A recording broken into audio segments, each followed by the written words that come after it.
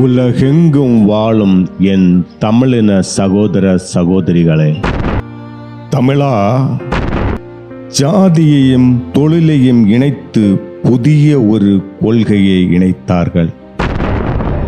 தமிழ்நாடு சமத்துவம், சமூக நீதி என்று சொல்வார்கள். ஜாதி அடிப்படையில் வேறுபாடு உருவாக்குவது சட்ட விரோதம் என்பார்கள். ஆனால் இந்த வந்தேறி பரதேசிகள் ஜாதி அடிப்படையிலும் மத அடிப்படையிலும் பிரித்து கொண்டுதான் இருக்கிறார்கள். ஆதி திராவிடர், பறையர், பல்லர், அம்பட்டர், நாவித, கள்ளர், மறவ, அருந்ததிய, இருள, தோள, கொத்தணி, உறும்ப, கோளார். தமிழா, விழித்தெழு! நாம் தமிழராய் ஒன்று சேர்வோம்.